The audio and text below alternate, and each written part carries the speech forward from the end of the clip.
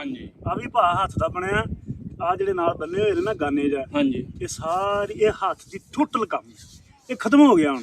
ਜੇ ਅੱਜ ਇਹ ਮਸ਼ੀਨੀ ਕੰਮ ਸ਼ੁਰੂ ਹੋ ਗਿਆ ਹੁਣ। ਜੇ ਅੱਜ ਕੱਲ੍ਹ ਬੱਚਿਆਂ ਨੂੰ ਕਹੋ ਉਹਨੇ ਹੈਰਾਨ ਹੋਣਾ ਵੀ ਕੀਤਾ ਕਿੱਦਾਂ ਗਿਆ, ਕੀਤਾ ਕਿੱਦਾਂ ਗਿਆ, ਬਣਾਇਆ ਕਿੱਦਾਂ ਗਿਆ।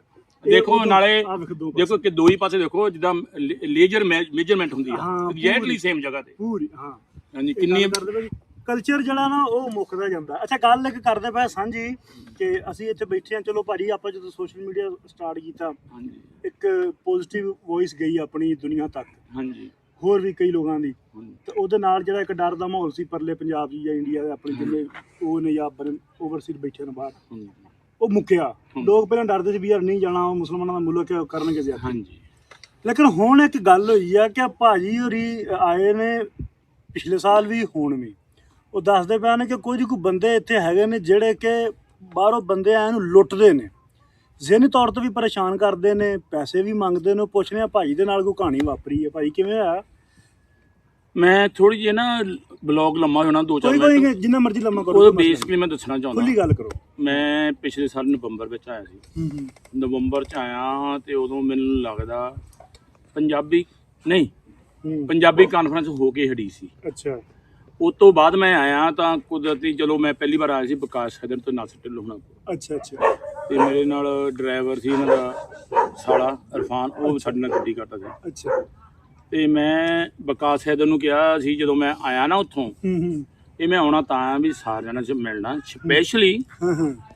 ਮੈਂ ਕਿਹਾ ਜੇਬੀ ਹੰਜਰਾ ਤੇ ਸਰੋਆ, ਅੱਛਾ ਅੱਛਾ, ਗੱਲ ਕਰੋ, ਉਹਨਾਂ ਨੂੰ ਮਿਲ ਕੇ ਜਾਣਾ। ਕਹਿੰਦੇ ਚਲੋ ਠੀਕ ਹੈ। ਤੇ ਤੁਸੀਂ ਉਦੋਂ ਇਨੀ ਕੀ ਕੀਤਾ, ਉਦੋਂ ਪੰਜਾਬੀ ਇੱਕ ਹੋਰ ਸਟਾਰ ਆਇਆ ਸੀ, ਉਧਰ ਫੋਕਸ ਹੋ ਗਏ। ਤੇ ਮੁੜ ਕੇ ਕੀ ਹੋਇਆ, ਤੇ ਆਪਾਂ ਕੁਦਰਤੀ ਇਹ ਮੈਨੂੰ ਲੈ ਕੇ ਗਿਆ ਇੰਡੀਗੋ, ਨਾਲ ਮੇਰੀ ਫੈਮਿਲੀ ਸੀ। ਆਪਾਂ ਉੱਥੇ ਮਿਲੇ ਪਹਿਲੀ ਵਾਰ। ਆਪਾਂ ਮਿਲੇ ਪਹਿਲੀ ਵਾਰ, ਤੁਸੀਂ ਮੈਨੂੰ ਮਠਿਆਈ ਵੀ ਦਿੱਤੀ। ਹਾਂਜੀ 5 ਮਿੰਟ 2-4 ਮਿੰਟ ਮੇਰੀ ਗੱਲ ਹੋਈ। ਤੇ ਵਿਕਾਸ ਕਹਿੰਦਾ ਮਿਲ ਗਿਆ, ਤੁਸੀਂ ਵੀ ਚਲ ਗਏ, ਮੈਂ ਵੀ ਚਲ ਗਿਆ। ਜਦੋਂ ਮੈਂ ਨਾ ਮੁੜ ਕੇ ਘਰ ਗਿਆ, ਅੱਛਾ, ਮੈਂ ਕਿਹਾ ਮੇਰੀ ਰੂਹ ਨਹੀਂ ਰਾਜੀ ਹੋਈ। ਅੱਛਾ। ਮੇਰੀ ਬਾਈ ਕਹਿੰਦੀ ਕੀ ਗੱਲ ਹੋਈ? ਮੈਂ ਕਿਹਾ ਜਿਹੜੇ ਖਾਸ ਬੰਦੇ ਨੂੰ ਕਰਕੇ, ਜਿਹੜੀਆਂ ਗੱਲਾਂ ਸੁਣ ਕੇ ਅਸੀਂ ਪਾਕਿਸਤਾਨ ਆਏ ਜੈਦੀ ਹਿੰਦ ਦਾ ਕਰਕੇ, ਤੇ ਉਹਨਾਂ ਦਾ ਬਹਿ ਨਹੀਂ ਹੋਇਆ। ਉਹ ਕਹਿੰਦੀ ਫੇਰ ਚਲ ਜਾਓ। ਅੱਛਾ। ਫੇਰ ਮੈਂ ਮਾਰਚ ਵਿੱਚ ਦੁਬਾਰਾ ਆਇਆ। ਠੀਕ ਹੈ, ਆਹੋ ਆਏ ਮਾਰਚ ਵਿੱਚ ਇਸਲਾਮਾਬਾਦ ਵੀ ਗਿਆ ਸੀ। ਹਾਂਜੀ ਇਸਲਾਮਾਬਾਦ ਵੀ ਗਿਆ ਸੀ। ਉਦੋਂ ਹੀ ਮੈਨੂੰ ਤੁਸੀਂ ਟੱਕਰੇ ਆ, ਉਦੋਂ ਹੀ ਅੰਜਮ ਗਿਲ ਤੇ ਸਾਰੇ ਉਦੋਂ ਹੀ ਟੱਕਰੇ ਹੋਟਲ 'ਚ ਦੁਬਾਰਾ। ਤੇ ਉਦੋਂ ਫਿਰ ਮੈਂ ਦੁਬਾਰਾ ਮਾਰਚ ਵਿੱਚ ਆਇਆ, ਮੈਂ ਆਇਆ ਰੋਜ਼ਿਆਂ ਵਿੱਚ। ਠੀਕ ਹੈ। ਉਦੋਂ ਫਿਰ ਮੈਂ ਕਿਹਾ ਜੇਬੀ ਨੂੰ ਮੈਂ ਫੋਨ ਕੀਤਾ ਅਮਰੀਕਾ ਤੋਂ, ਉੱਥੋਂ ਕੰਟੈਕਟ ਕਰਕੇ ਵੀ ਜੇਬੀ, ਮੈਂ ਕਿਹਾ ਮੈਂ ਆਉਣਾ ਤਾਂ ਆਇਆ ਜੇ ਸਾਨੂੰ ਘੱਟੋ ਘੱਟ ਪੀਕ ਦਿਓ। ਮੈਂ ਕਿਹਾ ਸਾਡਾ ਪਾਕਿਸਤਾਨ ਆਉਣਾ ਸਫਲ ਤਾਂ ਆ, ਦੇਖੋ ਸਭ ਤੋਂ ਪਹਿਲਾਂ ਸਾਨੂੰ ਸ਼੍ਰੀ ਗੁਰੂ ਨਾਨਕ ਦੇਵ ਜੀ ਦਾ ਉਹਨਾਂ ਜਨਮ ਸਥਾਨ ਬਹੁਤ ਵਧੀਆ, ਬਿਲਕੁਲ ਸਾਡੇ ਸਾਰਿਆਂ ਪਹਿਲਾਂ ਵੱਡੀ ਚੀਜ਼ ਉਹ ਆ। ਹਾਂਜੀ। ਬਾਅਦ 'ਚ ਇਹ ਭਰਾ ਆ। ਇਹ ਭਰਾ ਕਿੱਦਾਂ ਆ, ਜਿਹੜੀਆਂ ਦੋ ਕੰਟਰੀਆਂ ਨੂੰ ਨੇੜੇ ਕਰਨ ਵਾਲੇ, ਕੰਟਰੀਆਂ ਨੂੰ ਨਹੀਂ ਨੇੜੇ ਕਰਨ ਵਾਲੇ, ਕੰਟਰੀਆਂ ਦੇ ਨਹੀਂ ਨੇੜੇ ਹੋਣੀਆਂ, ਪੰਜਾਬੀਆਂ ਨੂੰ ਇੱਕ ਥਾਂ ਕਰਨ ਲਈ। ਹਾਂਜੀ।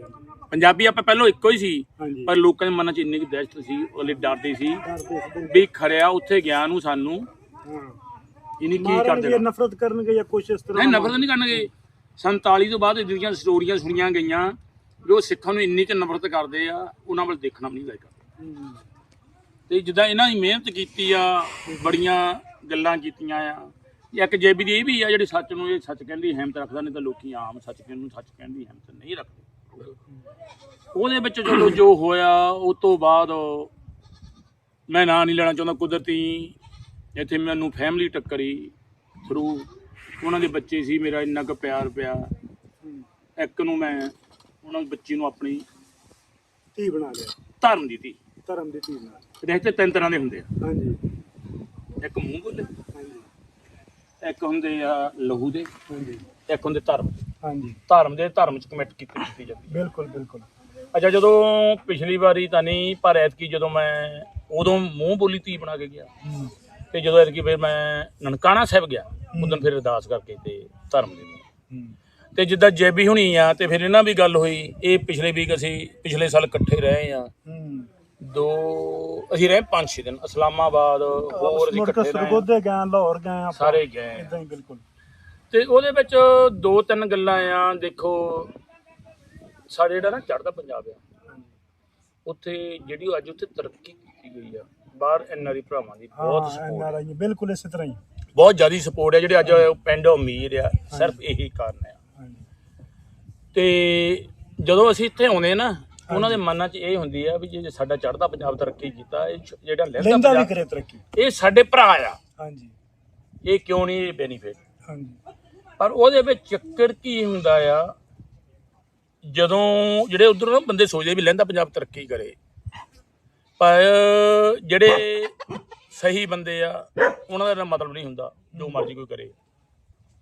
ਪਰ ਉਹਦੇ ਵਿੱਚ 5-7 ਬੰਦੇ ਇਦਾਂ ਦੇ ਮੂੰਹ ਅੱਡ ਕੇ ਖੜੇ ਹੁੰਦੇ ਆ। ਵੀ ਬੰਦਾ ਆਉਂਦਾ ਪਿਆ, ਇਹਦੇ ਦਬੋਚ ਲਾ ਲਓ, ਇਹਦੇ ਕੱਪੜੇ ਵੀ ਲਾ ਲਓ। ਕੱਪੜੇ ਲਾਉਣ ਦਾ ਮਤਲਬ ਇਹ ਹੁੰਦਾ ਉਹਨੇ ਆਪਣੇ ਨਾਂ ਤੇ ਨਹੀਂ ਮੰਗਣਾ, ਕੋਈ ਬਹਾਨਾ ਬਣਾ ਤੇ ਆ, ਹਾਂ, ਮੰਗਣਾ ਸਮਾਜ ਦੇ ਨਾਂ ਤੇ ਆ, ਹਾਂ, ਸਮਾਜ ਪਰ ਆਪਣੀਆਂ ਜੀਬਾਂ ਪਰ ਆਪਣੀਆਂ ਜੇਬਾਂ ਭਰਦੇ ਮਤਲਬ ਮੰਗਣਾ ਪੰਜਾਬੀ ਦੇ ਨਾਂ ਤੇ ਜਾਂ ਪੰਜਾਬ ਦੇ ਨਾਂ ਦੀ ਜਾਂ ਕਿਸੇ ਗੱਲ ਤੇ ਪਾਉਣੇ ਆਪਣੀ ਜੇਬ। ਉਹਦੇ ਵਿੱਚ ਕੀ ਹੁੰਦਾ ਆ, ਹੁਣ ਮੈਂ ਵੀ ਆ, ਚਲੋ ਰੱਬ ਨੇ ਬਿਜ਼ਨਸਮੈਨ ਰੱਬ ਨੇ ਜੋ ਛਿੱਲੜ ਵਾਧੂ ਦਿੱਤੇ ਆ ਹੁੰਦੇ ਆ। ਕਈ ਉੱਥੇ ਬੰਦੇ 16 ਘੰਟੇ ਕੰਮ ਕਰਕੇ ਆਪਣੇ ਬੱਚਿਆਂ ਦੇ ਮੂੰਹ ਚੋਂ ਖੋ ਕੇ ਪਤਾ ਨਹੀਂ ਕਿੱਦਾਂ ਭੇਜਦੇ ਆ। 16 ਘੰਟੇ ਬੀਬੀਆਂ ਵੀ ਕੰਮ ਕਰਦੀਆਂ, ਬੰਦੇ ਵੀ ਕਰਦੇ ਆ।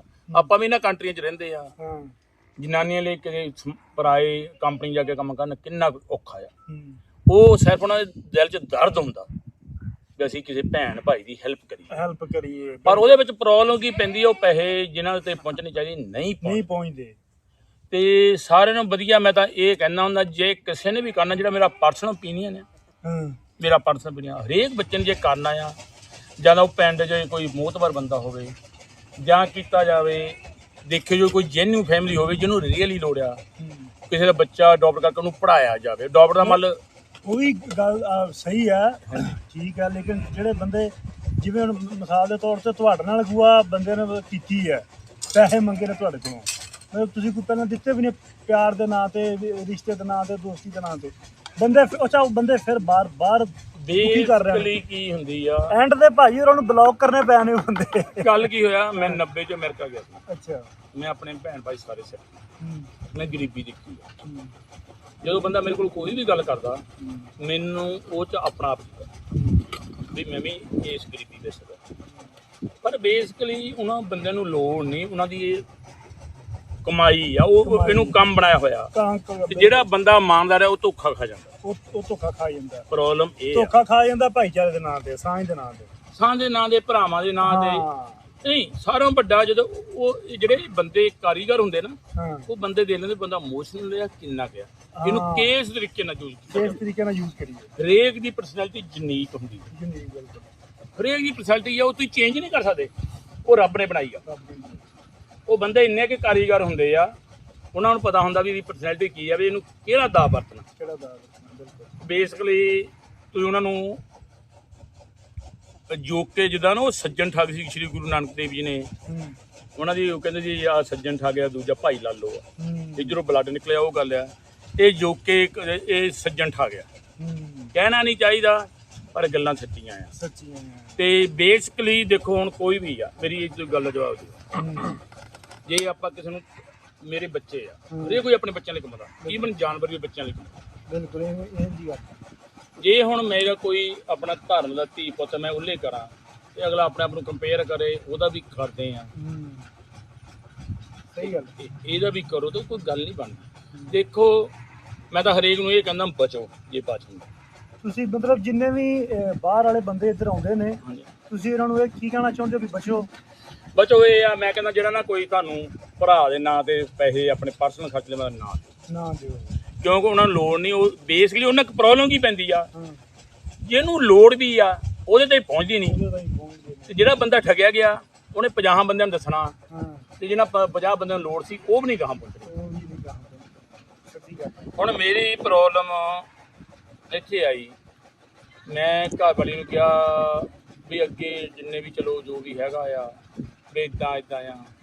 ਮੇਰੀ ਘਰ ਵਾਲੀ ਡਿਵੋਰਸ ਤੇ ਗੱਲ ਆ ਗਈ। ਅੱਛਾ। ਉਹ ਕਹਿੰਦੀ ਵੀ ਜਾਂ ਉਸ ਬੰਦੇ ਨੂੰ ਕੋਲ ਰੱਖ, ਜਾਂ ਤੂੰ ਮੈਨੂੰ ਰੱਖ। ਤੇ ਮੈਂ ਕਿਹਾ ਪੈਸੇ ਖਾਂਦਾ ਰਿਹਾ। ਹਾਂ, ਉਹ ਬੇਸਿਕਲੀ ਆਪਣੇ ਸੱਚੀ ਉਹ ਕਹਿੰਦੀ ਦੇਖੋ ਤੇਰੇ ਆਪਣੇ ਬੱਚੇ ਆ, ਤੂੰ ਕਿੰਨੀ ਮਿਹਨਤ ਕਰਦਾ, 35 ਸਾਲ ਹੋ ਗਏ ਤੈਨੂੰ ਸ਼ੂਗਰ ਆ, ਤੂੰ ਤੁਰਿਆ ਫਿਰਦਾ। ਜਿਹਨੂੰ ਅਸੀਂ ਬੇਟੀ ਕਹਿੰਦਾ ਉਹ ਸਾਡੇ ਫਰਜ਼ ਆ, ਉੱਥੇ ਉਹਦਾ ਅਸੀਂ ਕਰਦੇ ਆ। ਜੇ ਕੋਈ ਆਪਣੇ ਕੰਪੇਅਰ ਕਰੇ, ਕਿੱਦਾਂ ਤੁਸੀਂ ਕਰਦੇ? ਬਿਲਕੁਲ ਗਲਤ ਗੱਲ ਹੈ। ਤੇ ਬੇਸਿਕਲੀ ਮੈਂ ਤਾਂ ਇਹ ਸਾਰਿਆਂ ਨੂੰ ਕਹਿੰਦਾ ਆ ਵੀ ਬਚੋ। ਜੇ ਕੋਈ ਪੈਸੇ ਮੰਗਦਾ ਆ, ਇੱਥੇ ਕਿਸੇ ਨੂੰ ਪੈਸੇ ਦੇਣ ਦੀ ਲੋੜ ਨਹੀਂ, ਇੱਥੇ ਕਿਸੇ ਨੂੰ ਡਰਨ ਦੀ ਲੋੜ ਨਹੀਂ, ਸਿੱਧੇ ਆਓ, ਕਿਸੇ ਥਰੂ ਆਉਣ ਦੀ ਲੋੜ ਨਹੀਂ, ਸਾਰੇ ਬਾਹਾਂ ਓਪਨ ਕਰਕੇ ਬੈਠੇ। ਅਸੀਂ ਬੈਠੇ ਆ, ਗੱਲ ਮੁੱਕੀ ਜਿਹੜਾ ਭਾਰ। ਜੇ ਕਿਸੇ ਨੂੰ ਲੋੜ ਆ, ਪ੍ਰੋਫੈਸ਼ਨਲ ਹੈਗੀਆਂ ਆ, ਜਿੱਦਾਂ ਹੁਣ ਜੇ ਕਿਸੇ ਨੂੰ ਲੋੜ ਆ, ਜੇਬੀ ਨੂੰ ਫੋਨ ਕਰੋ, ਭਾਈ ਇਹ ਚੀਜ਼ ਦੀ ਲੋੜ ਆ। ਹਾਂ, ਇਹ ਉਹ ਬੰਦੇ ਆ ਬਿਨਾਂ ਹੈਲਪ ਤੋਂ। ਪਿਛਲੇ ਸਾਲ ਇੱਕ ਵੀਕ ਅਸੀਂ ਗਏ ਆ ਸਾਡੇ ਨਾਲ ਇਸਲਾਮਾਬਾਦ, ਹੋਰ ਆਪਣੇ ਘਰ ਕੰਮ ਬਾਤ ਛੱਡ ਕੇ।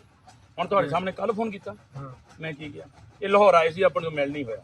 ਨਹੀਂ ਤਾਂ ਇਹ ਵੀ ਕਹਿ ਸਕਦੇ ਸੀ ਵੀ ਤੁਸੀਂ ਜੇ ਮਿਲਣਾ ਮੈਨੂੰ ਲਾਹੌਰ ਮਿਲ ਲੈਂਦੇ ਤੁਸੀਂ, ਹਨਾ। ਕੱਲ ਮੈਂ ਕੀ ਕਿਹਾ ਸਪੈਸ਼ਲ, ਮੈਂ ਕਿਹਾ ਜੇ ਵੀ ਅਸੀਂ ਪਿੰਡ ਆਉਣਾ ਆ, ਨਾਲ ਬੱਚੇ ਆਉਣੇ ਆ, ਰੋਟੀ ਪਾਣੀ। ਉਸੇ ਵੇਲੇ ਕਹਿੰਦੇ ਤੁਹਾਡਾ ਆਪਣਾ ਘਰ ਆ, ਤੇ ਮੈਂ ਆਪਣਾ ਘਰ ਮਹਿਸੂਸ ਕਰਕੇ ਕਿਹਾ ਭਾਈ ਆਹ ਚੀਜ਼ਾਂ ਖਾਣੀਆਂ ਸਾਨੂੰ ਚਾਹੀਦੀਆਂ। ਇਸ ਲਈ ਮੈਂ ਸਾਰਿਆਂ ਨੂੰ ਕਹਿੰਦਾ ਬਚੋ ਜਿੰਨਾ ਬਚ ਹੁੰਦਾ ਆ। ਦੇਖੋ ਸਾਰੇ ਇੱਕੋ ਜਿਹੇ ਨਹੀਂ, ਪੰਜੇ ਉਂਗਲਾਂ ਇੱਕ ਨਹੀਂ, ਵੈਰੀ ਫਿਊ ਪੀਪਲ ਆ। ਉਹ ਜਿੱਦਾਂ ਨਹੀਂ ਇੱਕ ਐਪਲ ਕਹਿੰਦਾ ਬਾਕੀਆਂ ਨੂੰ ਵਿਗਾੜ ਦਿੰਦਾ, ਉਹ ਜਿਹੜੇ ਬਾਕੀ ਕਮਿਊਨਿਟੀ ਨੂੰ ਬਦਨਾਮ ਕਰਦੇ ਆ। ਉਹਦੇ ਨਾਲ ਕੀ ਹੁੰਦਾ ਆ, ਜਦੋਂ ਕਿਸੇ ਬੰਦੇ ਨਾਲ ਠੱਗੀ ਹੁੰਦੀ ਆ, ਅਗਲਾ ਸਹੀ ਗੁੱਸਾ ਨਾ ਕਰਿਓ। ਦੇਖੋ ਉਹ ਦੱਸ ਕਹਿੰਦੇ ਆ ਮੈਨੂੰ ਸਾਰੇ ਇਦਾਂ ਦੇ ਕਹਿੰਦੇ, ਉਹ ਕਹਿੰਦੇ ਇਹ ਪਾਕਿਸਤਾਨੀ ਸਾਰੇ ਚੋਰ ਆ। ਹਾਂ ਉਹੀ ਨਾ। ਪਰ ਦੇਖੋ ਮੈਂ ਮਾਫੀ ਮੰਗਦਾ ਸਾਰਿਆਂ ਤੋਂ ਕਿ ਉਹ ਬਲੌਗ ਚਾਹਨਾ ਵੀ ਮੈਨੂੰ ਇਹ ਗਾਲਾਂ ਨਾ ਮੇਰੇ ਕੱਢਣ। ਨਾਲ ਭਾਜੀ ਮੈਂ ਤੁਹਾਨੂੰ ਦੱਸਣਾ, ਮੈਂ ਤਾਂ ਸਾਰਿਆਂ ਤੋਂ ਪਹਿਲਾਂ ਮਾਫੀ ਮੰਗ ਲੈਂਦਾ ਵੀ ਇਹ ਨਾ ਕਹਿਣ, ਪਰ ਮੇਰੇ ਲਫ਼ਜ਼ ਨਹੀਂ, ਜਿਨ੍ਹਾਂ ਨਾਲ ਹੈਪਨ ਹੁੰਦੇ ਉਹਨਾਂ ਦੇ ਲਫ਼ਜ਼। ਇਹ ਮੇਰੇ ਨਾਲ ਵੀ ਇਸ ਤਰ੍ਹਾਂ ਹੋਇਆ। ਅੱਛਾ, ਤੁਹਾਨੂੰ ਕਿੱਦਾਂ ਭਾਜੀ ਮੇਰੇ ਨਾਲ ਪਤਾ ਕੀ ਹੋਇਆ, ਹਾਂਜੀ, ਇਹ ਕਿਸੇ ਬੰਦਿਆਂ ਨੇ ਦੋ ਚੋਂ ਤੁਹਾਡੇ ਵਰਗੇ ਹੋਰ ਵੀਰਾਂ ਨਾਲ ਕੀਤਾ, ਪੈਸਿਆਂ ਦਾ ਉਹਨਾਂ ਕੋਲ ਪੈਸੇ ਖਾਦੇ। ਅੱਛਾ, ਬੰਦੇ ਬਾਹਰ ਜਾ ਕੇ ਮੈਨੂੰ ਇਹ ਕਹਿਣ ਲੱਗ ਪਿਆ, ਮੈਨੂੰ ਇੱਕ ਦੋ ਬੰਦਿਆਂ ਨੇ ਦੱਸਿਆ, ਉਹਨੇ ਕਿਹਾ ਫਲਾਣੀ ਥਾਂ ਤੇ ਅਸੀਂ ਬੈਠੇ ਸੀ, ਦਾ ਜਾਂਦਾ ਉਹਨੂੰ ਇੱਕ ਜਣਾ ਕਾਬੂ ਕਰਦਾ, ਇਹ ਚਾਰੇ ਪੰਜੀਆਂ ਤੋਂ ਮਾਰ ਰਲ ਕੇ ਖਾਂਦੇ ਆ ਵੀ, ਰਲ ਕੇ ਮਾਲ ਖਾਂਦੇ। ਇਹ ਉਹਨੀ ਕੀ ਤਾਂ ਮੈਨੂੰ ਉਹ ਗੱਲਾਂ ਪਤਾ ਲੱਗੀਆਂ, ਕਸਮ ਖੁਦਾ ਦੀ। ਮੈਂ ਹੌਲੀ ਹੌਲੀ ਪਿੱਛੇ ਹਟਣ ਲੱਗ ਪਿਆ। ਮੈਂ ਕਿਹਾ ਯਾਰ ਅਸੀਂ ਰੁਪਈਆ ਅੱਜ ਤੱਕ ਨਹੀਂ ਹਰਾਮ ਹੋ ਗਈ ਤੇ ਬਦਨਾਮੀ ਕੋਲੋਂ ਖਲਾਇਆ ਹੀ ਖਲਾਇਆ ਹੀ ਹੋਊਗਾ ਕੋਲੋਂ ਖਲਾਇਆ। ਨਹੀਂ, ਤੁਹਾਡੀ ਮੇਰੇ ਨਾਲ ਇਹ ਗੱਲ ਵੀ ਹੋਈ ਸੀ। ਹਾਂ, ਮੈਂ ਤੁਹਾਨੂੰ ਕਿਹਾ ਵੀ ਫਲਾਣੇ ਫੰਕਸ਼ਨ ਤੇ ਨਹੀਂ ਗਏ ਤੁਸੀਂ, ਫਲਾਣੇ ਨੇ ਗਏ। ਇਹ ਕਹਿੰਦਾ ਨਹੀਂ, ਕਹਿੰਦਾ ਬਿਨਾਂ ਗੱਲ ਤੋਂ ਬਦਨਾਮੀ। ਗੱਲ ਇਹ ਨਹੀਂ ਹੈਗੀ, ਜਦੋਂ ਇੱਕ ਬੰਦੇ ਨਾਲ ਹੁੰਦੀ ਹੈ ਨਾ, ਉਹਨੇ ਸੈਂਕੜਿਆਂ ਨੂੰ ਦੱਸਣਾ, ਉਹ ਸੈਂਕੜਿਆਂ ਦੇ ਰਾਹ ਬੰਦ ਕਰ ਰਿਹਾ। ਗੱਲ ਆ ਗੱਲ ਕੀ ਆ, ਦੇਖੋ ਜਿੱਦਾਂ ਤੁਹਾਡੇ ਲਈ ਮੱਕਾ ਤੋਂ ਪਰੇ ਕੁਛ ਨਹੀਂ, ਸਾਲੇ ਗੁਰੂ ਨਾਨਕ ਜੀ ਦੇ ਜਨਮ ਸਥਾਨ ਉਹ ਤੋਂ ਪਰੇ ਜਾ ਬੰਦਾ ਸ਼ਰਧਾ ਲਈ ਆਉਂਦਾ ਆ। ਪਰ ਉਹ ਬੇਸਿਕਲੀ ਜੋ ਸ਼ਰਧਾ ਲਈ ਆਉਂਦਾ, ਉਹ ਬੰਦਾ ਜਦੋਂ ਠੱਗਿਆ ਜਾਂਦਾ, ਉਹਦੇ ਮਨ ਵਿੱਚ ਕਿਸੇ ਲਈ ਈਰਖਾ ਆਉਂਦੀ ਆ, ਉਹਦਾ ਸਫ਼ਰ ਵੀ ਉਹ ਸਫਲ ਹੋ ਜਾਂਦਾ, ਉਹ ਆਉਣ ਦਾ ਵੀ ਫਾਇਦਾ ਨਹੀਂ ਹੁੰਦਾ। ਹੁਣ ਮੈਂ ਤੁਹਾਨੂੰ ਦੱਸਦਾ ਵੀ ਆਪਣੇ ਘਰ ਦੇ ਮੈਨੂੰ ਹਾਲੇ ਵੀ ਮੇਰੇ ਕੋਲ ਮੈਸੇਜ ਆ, ਇਹ ਨਾ ਹੁੰਦੇ ਤਾਂ ਮੈਂ ਫੇਰ ਠੱਗਿਆ ਇਹਨਾਂ ਦੀ। ਅਗਲੇ ਕਹਿੰਦੇ ਭਾਈ ਮੇਰੀ ਘਰ ਵਾਲੀ ਕਿਹਾ ਵੀ ਜਾਂ ਤੂੰ ਇਦਾਂ ਕਰ, ਉਹਨਾਂ ਨੂੰ ਆਪਾਂ ਦੱਸੋ। 28 ਸਾਲ ਹੋ ਗਏ ਮੇਰੇ ਵਿਆਹ ਨੂੰ। ਮਤਲਬ ਤੁਹਾਡੀ ਘਰ ਦਾ ਤੁਹਾਡਾ ਜਿਹੜਾ ਰਿਸ਼ਤਾ 30 ਸਾਲ ਦਾ ਜਾਂ 22 ਸਾਲ ਦਾ, 28 ਸਾਲ ਦਾ, 28 ਸਾਲ ਦਾ, ਉਹ ਦਾ ਤੇ ਲੱਗ ਗਿਆ ਇਹਨਾਂ ਬੰਦੇ ਦੀ ਵੇਟ। ਕਿੱਥੇ ਜਾਣੀ ਸੀ ਉਹ ਮੈਂ ਖੁਦਾ ਦਾ ਖੌਫ ਕਰੋ ਯਾਰ, ਪੈਸੇ ਕਬਰ ਚ ਲੈ ਕੇ ਚਲੀ ਜਾਂਦੇ। ਇਹਦੇ ਵਿੱਚ ਦੇਖੋ ਇੱਥੇ ਦਾ ਕਲਚਰ ਕਰਕੇ ਮੈਂ ਸਿੱਖਿਆ, ਮੇਰੀ ਬੱਚੀ ਦੂਜਾ ਧਰਮ ਉਹਨੂੰ ਦਿਖਾ ਨਹੀਂ ਸਕਦਾ। ਮੇਰੀ ਘਰ ਵਾਲੀ ਤੇ ਉਸ ਬੱਚੀ ਕਰਕੇ ਮੇਰਾ ਰਿਸ਼ਤਾ ਬਚਿਆ। ਉਹ ਕਹਿੰਦੇ ਵੀ ਭਾਈ ਮੇਰੀ ਬੱਚੀ ਨੇ ਮੈਨੂੰ ਇਹ ਕਿਹਾ ਤੇ ਮੇਰੇ ਘਰ ਵਾਲੇ ਨੇ ਕਿਹਾ ਵੀ ਤੈਂ ਹੁਣ ਕਿੱਦਾਂ ਬੰਦਾ ਬਣਨਾ। ਜਦੋਂ ਮੈਨੂੰ ਹੁਣ ਸਾਡੀ ਭਰਜਾਈ ਨੇ ਮੇਰੇ ਤੋਂ ਤਾਂ ਨਹੀਂ ਰੋਕਿਆ। ਨਹੀਂ, ਮੈਂ ਕਿਹਾ ਮੈਂ ਪੁੱਛ ਲਵਾਂ। ਨਹੀਂ ਤੂੰ ਤਾਂ ਕਿਹਾ ਸੀ ਭਰਜਾਈ ਨਾਲ ਗੱਲ ਕਰਾ। ਮੈਂ ਕਿਹਾ ਤਾਂ ਨਹੀਂ ਕਰਨੀ, ਤਾਂ ਮੇਰੇ ਪਰਦੇ ਬੋਲਣੇ, ਤਾਂ ਮੇਰੇ ਛਿੱਤਰ ਪਵਾ ਜਾਣੇ। ਐਵੇਂ ਗੱਲ ਹੈ। ਬਾਕੀ ਹੁਣ ਅਸੀਂ ਜਾਣਾ ਵੇਲਣੇ ਤੇ, ਵੇਲਣੇ ਤੇ ਜਾ ਕੇ ਬਣਾਉਣੀ ਗੁੜ ਪੱਤ ਕਢਾਉਣੀ ਆਪਣੀ ਸਪੈਸ਼ਲ, ਨਾਲੇ ਉੱਥੇ ਚਾਹ ਚੂ ਪੀਣੇ, ਭਾਜੀ ਨੂੰ ਚਾਹ ਉੱਥੇ ਪੀਣੀ ਜਾ ਕੇ। ਆਪਾਂ ਨੂੰ ਚਾਹੁੰਦੇ ਤੁਸੀਂ ਗਜਰੇਲਾ ਖਾਓ ਤੇ ਬਾਕੀ ਗੱਲਬਾਤ ਤੁਸੀਂ ਜਾ ਕੇ ਸਾਂਝੀ ਕਰਨੀ।